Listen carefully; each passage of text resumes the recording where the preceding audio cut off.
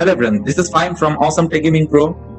Today I'm going to talk about Sony X95K 2070 model TV, which is a full array local dimming TV, and the Samsung S95B. You see the two TV, the left side Sony X95K and on the right side Samsung S95B. I'm so surprised to see the Sony X95K, which is 3 years before release. Actually, Sony's color was quite accurate in its custom picture mode, and it's nearly perfect according to this measurement. That accuracy came through this image you see. X95K was fine in this in its video processing category, and we have like a typical 120 Hz TV, though it's not have HDMI 2.1 port, but it's very good. It wasn't as impressive as the X900F from 2018 and also fell short of the Samsung Q70R, which is probably still the best for film purists. Meanwhile, the auto setting introduced the buttery smoothness of the soap opera effect. Then there's the custom setting, which has adjustable smoothness and clearness. A smoothness setting above 1 introduces significant soap opera effect, while 0 turns it off. I actually didn't mind the slight smoothing that the setting introduces, but its effect on motion resolution was really slight, so I'd probably stick with 0. Meanwhile, the clearness setting ramps up black frame insertion to improve motion resolution, but it doesn't have any effect aside from dimming unless you have got smoothness at 2 or higher. In other words, unlike last year's X900F, there's no way to get the best of both worlds, high motion resolution and no soap opera effect. X95K, you see the image looks sharper, but the effect was a bit artificial to my eye, and the auto setting too subtle. I didn't bother looking at this extended dynamic range setting, which is designed to mimic HDR for non-HDR sources. I did appreciate smooth variation, however, which reduced some of the transitions in fields of color, or for example in the backgrounds of this demo. I'm so surprised X95K performs really well side-by-side comparison with S95B Samsung. Samsung has quantum dot color, but X95K is triluminous color, but not like quantum dot. X95K handily beat the gaming in black performance of the X900F, however delivering good results with both HD sources and 4K HDR sources also.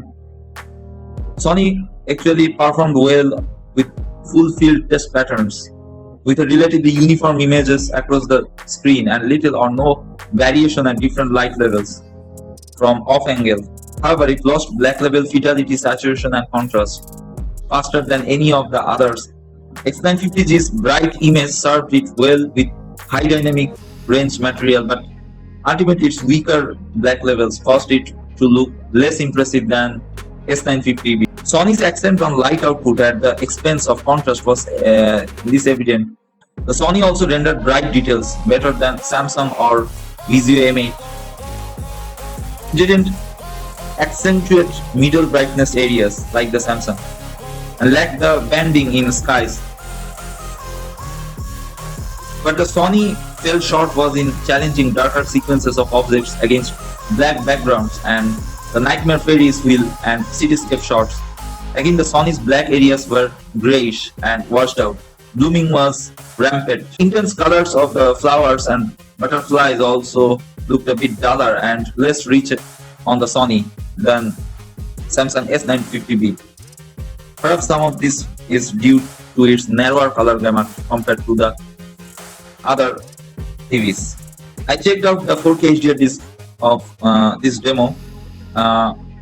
It is more prevalent, brighter black levels, rampant blooming and an inferior image sometimes. I tried playing around with the various local dimming settings, and the default medium made the best of the Sony's image. Low actually washed out the image too much, while high introduced even more blooming. For 4K HDR streaming, I watched another live on Sony's Netflix app in Dolby Vision, complete with the Netflix calibrated mode, and compare it against the 4K HDR10 rendition from Roku Ultra on the other sets. In brighter scenes, once again the Sony looked very good with plenty of punch and pleasing highlights, although again its contrast lacked the other slightly. That lack became more obvious when the image darkened to show the space stations and its dark interiors. However, and again I noticed blooming and bright spots, particularly when the protagonist awakens, toggling back and forth. It was tough to see any benefit. So I will say Samsung S95B is superior TV, and X950G actually very good TV. I will say it is impressive. It's surprisingly very good. If you are a X950G user, should you actually upgrade from X950G to X990K? I will say you shouldn't, because it's very less improvement as a picture wise. But X90K actually have some advantage, like it has two HDMI ports, and for gamer, from the latest firmware update, local dimming and VRR both work on the same time. So X90K has advantage. X90K and X95K both has advantage over X950G.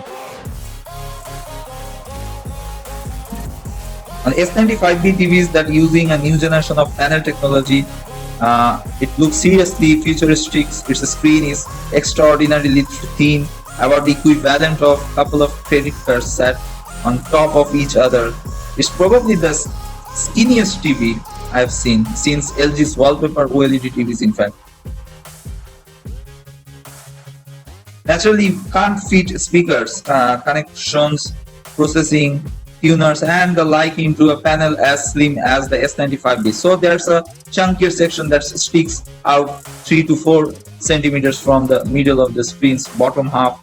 Even this brain box is smaller, similar chunky bits on other super thin OLED and LED TVs though. The S95B ships with 2 remote controls, one standard plasticky button heavy one that's nonetheless actually very easy to use, and one smart one with a helpfully stripped back button count and a built-in solar panel, so you don't have to keep playing it with batteries.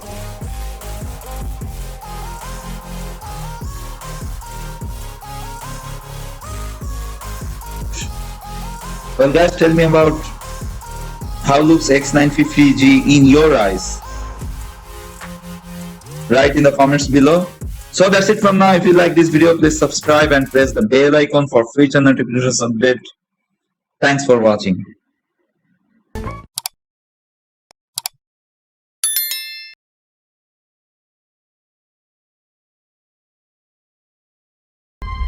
To change your